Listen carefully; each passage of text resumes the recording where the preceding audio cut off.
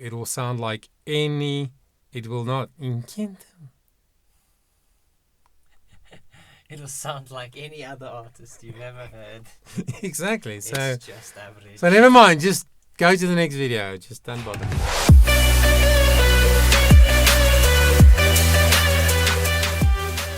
Hi guys, Johan Bester here.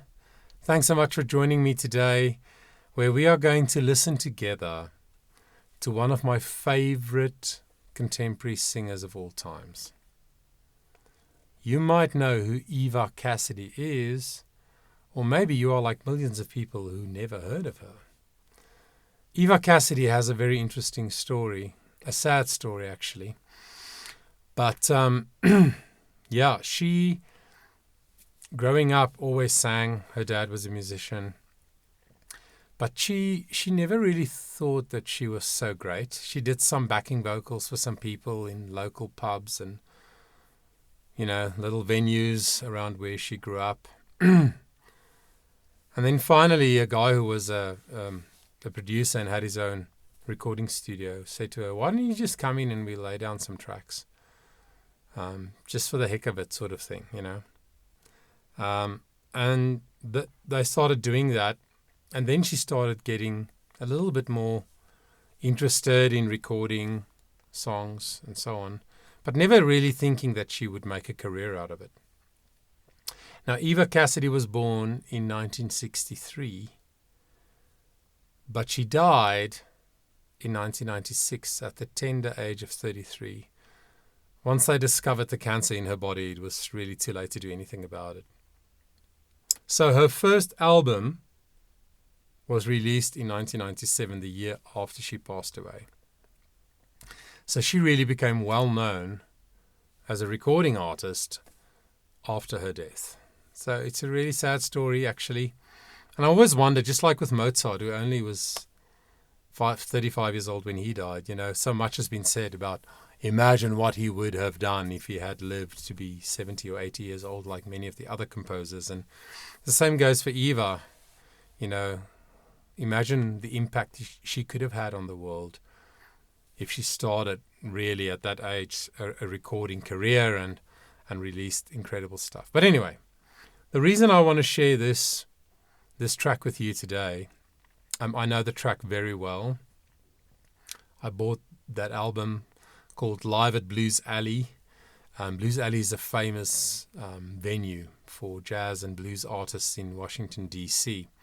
And so she did a concert there, and somebody, thank goodness, decided to film the whole thing and record the whole thing. And it's just so amazing to see her just sit there with her guitar and just the mastery that she had in her vocals. Just incredible. As far as I'm concerned, she's probably the best, or definitely one of the best artists I've ever seen in covering other people's songs. As far as I can tell, she never really wrote her own songs or recorded them.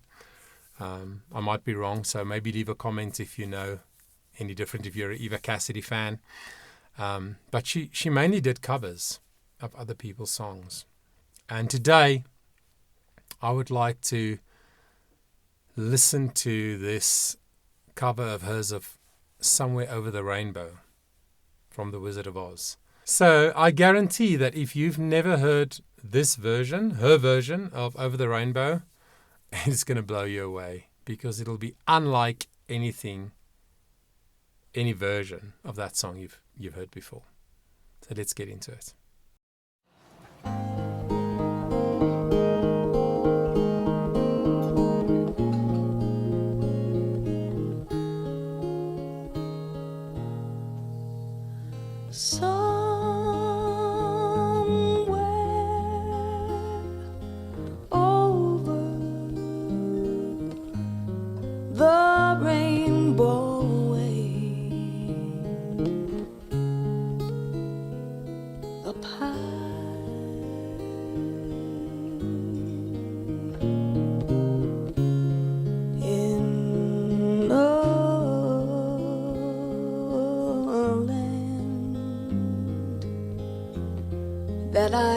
heard of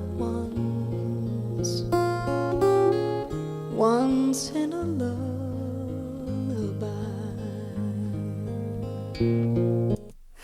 Wow. It literally makes me emotional almost every time I listen to it. But looking at her, even more so. But one of the things I just want to mention is that, did you notice you can hardly tell that she's taking breaths, that she's inhaling before she sings a phrase? To me, she's just one of those singers who, I don't know, but probably has never been trained.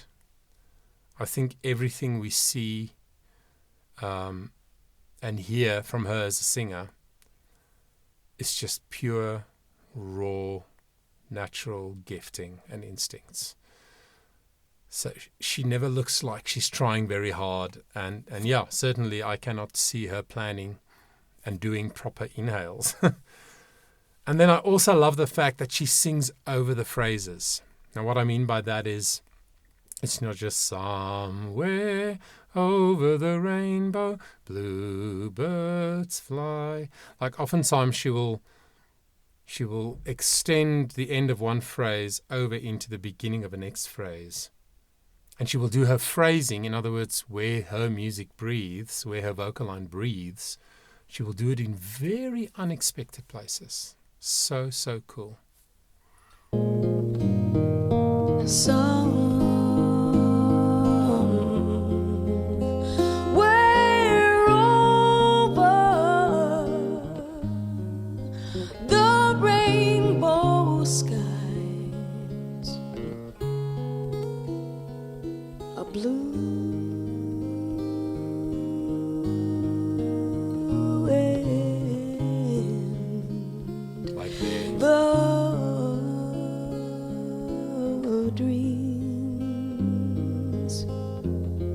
That you dare to dream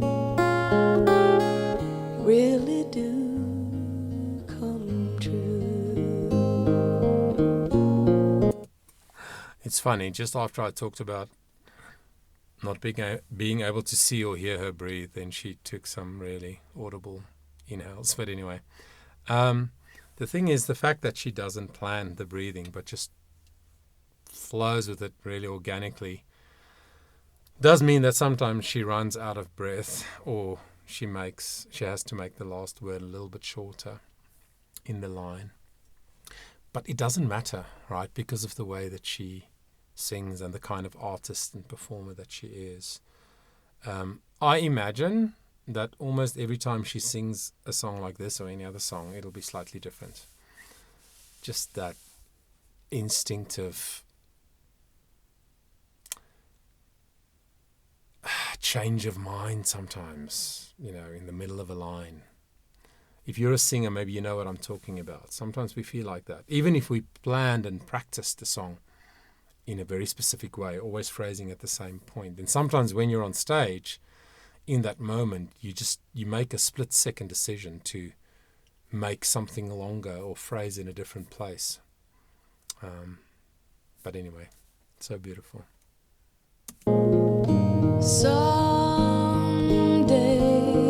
I'll wish upon a star and wake up where the clouds are far behind me,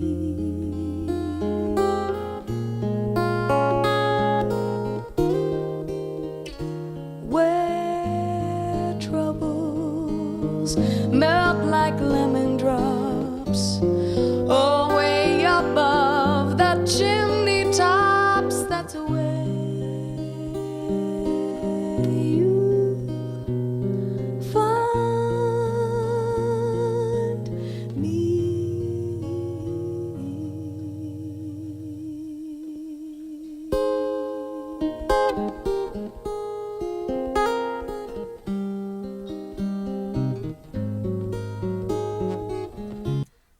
Don't feel like interrupting, but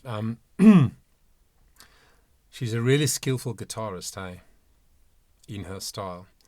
I love how she uses her guitar so beautifully. It's almost sometimes a duet between the voice and the guitar.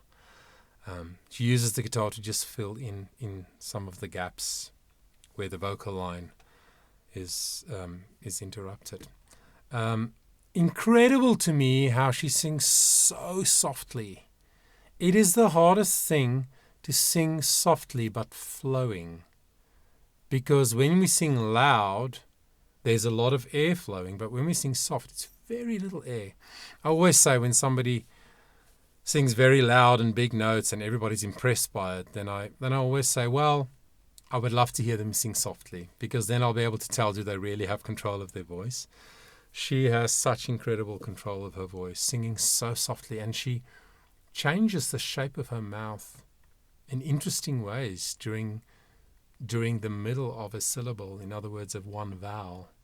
Just modifies the vowel so instinctively for a certain kind of expression. So beautiful.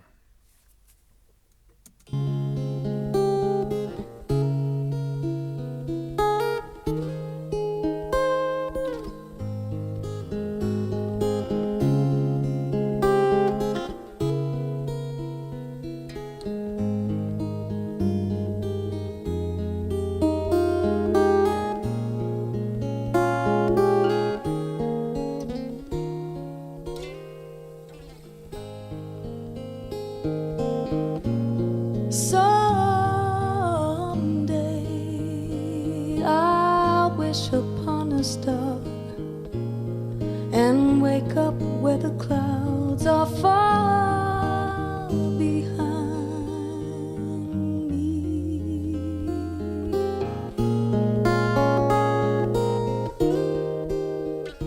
where troubles melt like lemon drops, oh, way above the chimney tops. That's where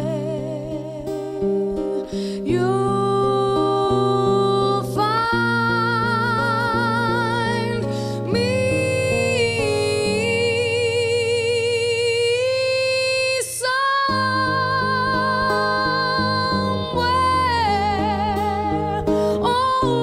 over the rainbow.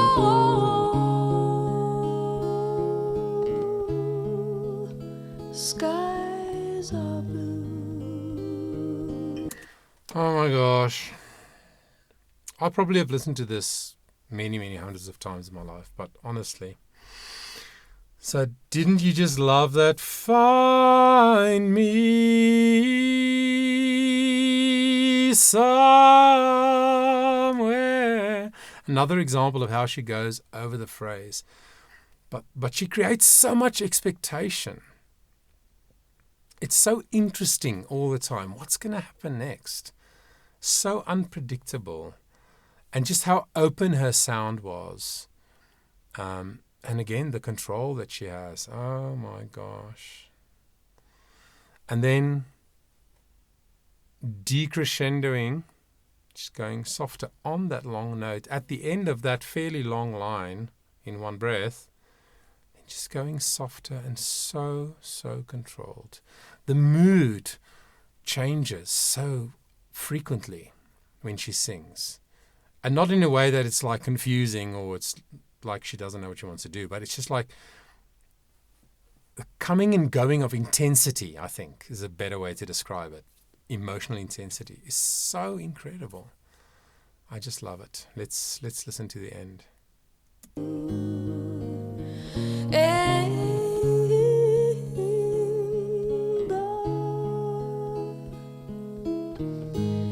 Dreams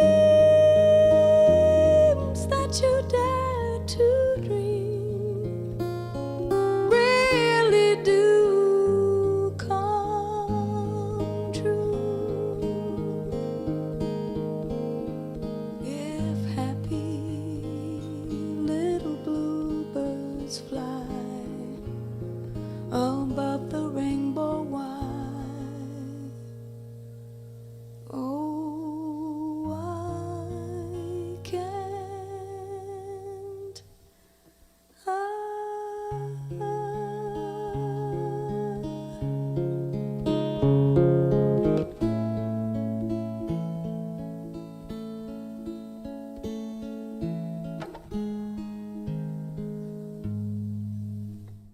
Sure.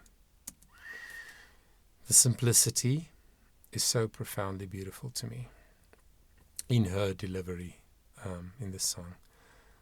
I don't know if you noticed there at the end, the sound just sort of went away. I have heard that happen sometimes in her live performances, but I think stuff like that is just not important with an artist like this. And also the style that she's singing in here.